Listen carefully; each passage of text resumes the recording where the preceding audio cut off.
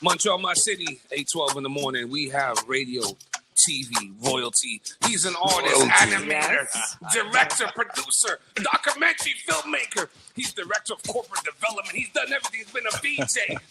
He's been in entertainment for over 20 years. He's even dated the popular white girl. We don't talk about Which one are you talking about? Which one? He's up here looking like the Black Judas and the Messiah. He's up here looking like he's about to fight the Black Panther Party. Yes. Il est venu pour la révolution. Hey. He's representing Benin, Africa as well, but also the French, the French Canadian side as well.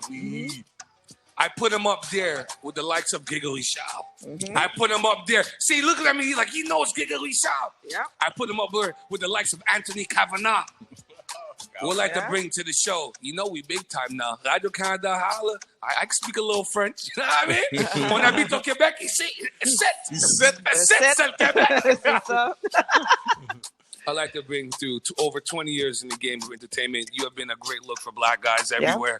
Yeah. I love for you to mentor me because I love to get some of the back end stories of Quebec entertainment. Yes.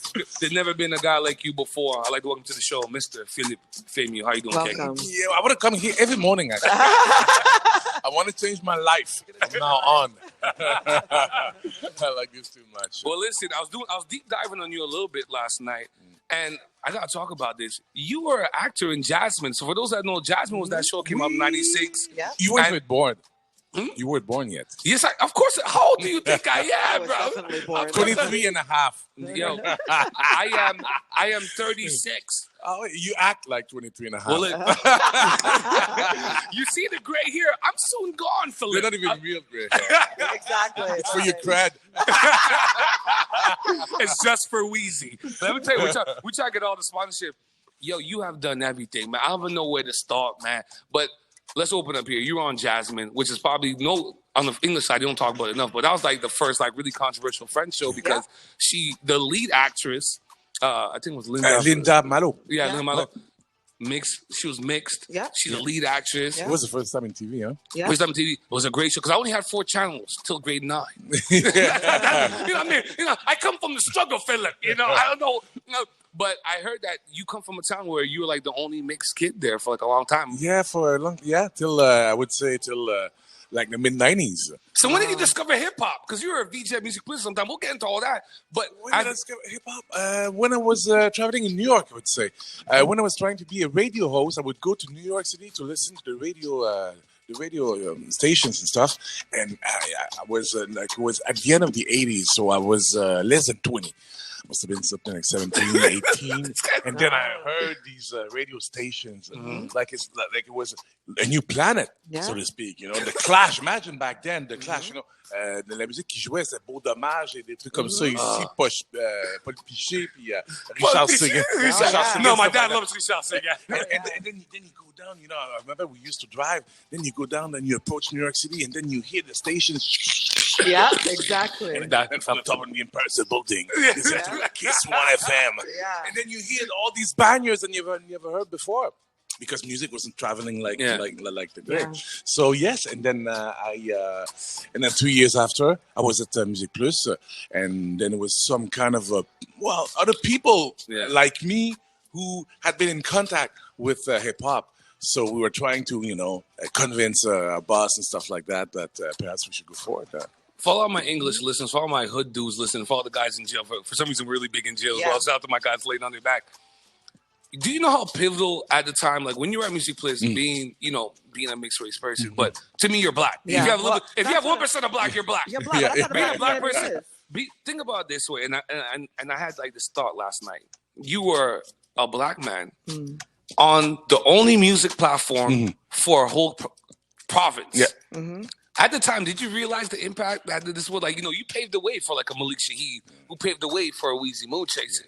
I kind of did because I was. It's funny the way I'm going to mention it because I was kind of following my father's footsteps. My father was a historian on Black history. And Paul F. Brown, if you don't know, I do my research. Merci, Paul Fehmiu Brown, qui nous a quittés là, il y a 3 ans maintenant. Puis I kind of knew that there was there was we just had to work and grind to make sure we had enough space to talk about things that was important for us. Yeah. History, our culture. Yeah. Talking about Africa, stuff Yeah. like that. And trying to shift narrative. Did your dad leave an impression on you? Because for those who know, your dad is a famous historian of Afro-Canadian. Yeah, and by then he was writing books. Yeah. And I knew I wasn't going to write. So how did he impact you with that? Like, did he impress on you a lot about African culture? The African culture, a lot of African culture, and being allowed to talk about, like, let's say, just one point, slavery here in Canada. Yeah. No, we're going to talk about your talk later on. Back then, in the 80s, we're not allowed to say these things.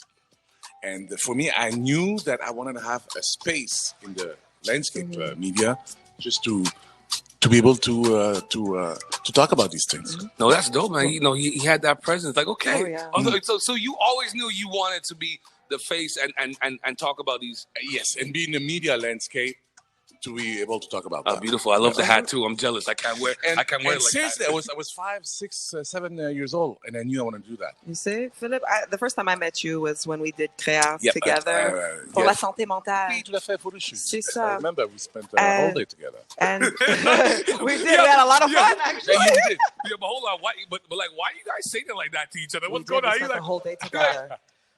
only Philippe and I know. Philip, you know, nobody wants to say it, but Philip, you like the playboy of Francophone media. Who looks better than you in Francophone media? No other guy looks better than you in Francophone media. No. You are the playboy. I seen the people I did the research. Yeah, we did the You are research. you are Drake of Francophone entertainment yeah. before Drake. I concur don't hold that. you. Watch this one. Because when he walked in the room, when you walked in the room first, Philippe, and it's your energy. She got and the heated everything. pool on, Philip. I was like, okay, I see you. Should have said it. I see you. Closed mouths don't get fed. Right? Oh, but you know what? With everything that you've done and that you do, the main thing that I actually love about you is the fact that you're always giving a part of yourself to charities and organizations and using your voice. What is the most important organization that you feel that you've been able to share your experiences and use your voice for and step up to raise money for or to just raise awareness for? There's a couple. The three comes to my mind. Le restaurant Robin des Bois. Yeah. We opened that 15 years ago now. Wow. So it's giving back money to a few organizations in Montreal. I worked for 20 years at Opération Enfant Soleil. Okay. To improve pediatrics everywhere in Quebec. Yep. And I work also with Le 24 Heures de Tremblant. Yep. We also like to help kids. And the reason why I do that is because for a long period of time, I find that privileges were considered the same people, you know, same people with the same privileges. And now I have to admit that for, I don't know, a decade, 15 years or so, you know, it's been pretty stable for me on the professional landscape. And as a result, I just want to give back. For me, it's just normal. Just share privileges. Just share privileges. I don't want to be that guy who hold on. Yeah. No. Privileges. You hold it. You're that. I like privileges, though. I like, but that's the thing that I like. That's the thing I love about you is because of the fact that you do so much, you've done so much, you've had so many successes in your career, and it's the same thing with me. I like to give back. Yeah. And people who haven't met you or seen you, I'm speaking like to my American audience and my American friends, because I lived in New York for 15 years.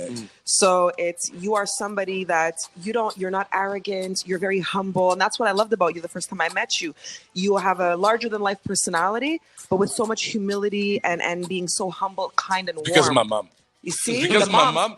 Shout out to the moms. It's because of my mom, and you know what? For a long period of time, when because I was 23 years old, and when I joined Music Plus, and my mom, she knew my head was gonna. I knew my head was gonna go big, and she forced me to pronounce the words that that I was privileged to live that life. Yeah. Because 23 years old, sometimes you don't appreciate. Yeah, you're a VJ on Music Plus.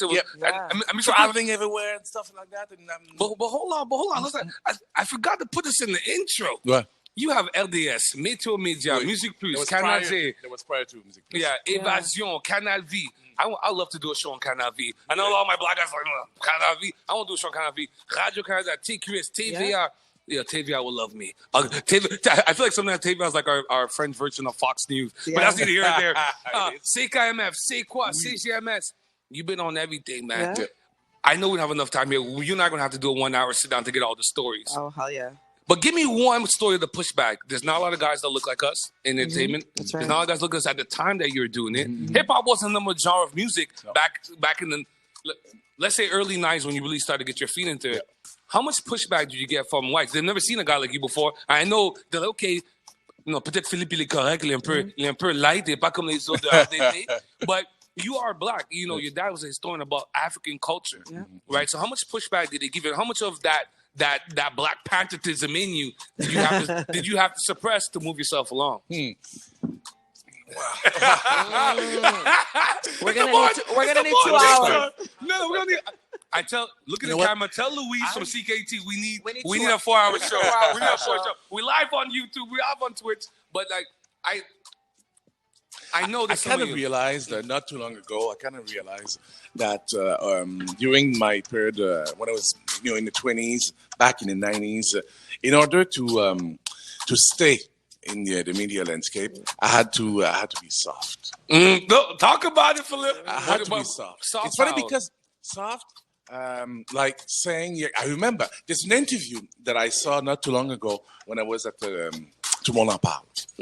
And I remember that one of the guests on the show kind of asked me if there was racism here in Quebec. That was in 2004. She was 2, I remember. And I said, non, Québec, il n'y a pas de racisme, c'est une belle place.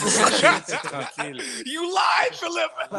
Because back then I realized that if I was like I was saying honestly exactly, how you felt, exactly how I felt, I don't think I would have been. I don't think people would have given me the chance. Yeah, and then I want people to understand. Even though, because some people are like, oh my gosh, you sold yourself out to move along. But look at all the great things that you've done. You've been involved in foundations. You did a documentary that came out over the summer. The Descendants of Slaves in Canada. Like, look at all the great things that you've done just because you've been afforded to be in these rooms or be in these situations. Yeah. So sometimes people look at certain moves, some of us might do in broadcast, like, oh, he sold out, you soft. Nope. But you have to move the ball along. Yeah. You're in a space, when I did the research, when you were doing what you're doing, being a VJ music producer, and then you go on to all the great things, there's no other black guy. There's you and Gregory Shaw. Yeah. Gregory Shaw, you have a Pimon Fall, and then you had everything else. There's two guys, but like in Quebec, it wasn't Pimon Fall. No, it was Normand Brantway that's Pimon Fall. No. I see. So, so those are my 3 guys. Normand Brantway, Gregory Shaw, and this guy. But they all look alike. No, but growing up, my show that I've always wanted to be a part of was Radio Enfer.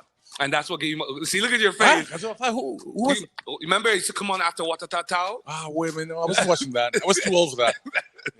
Sean Granville. I feel like you were a character on Sean Granville. Because I was already partying at back at that time.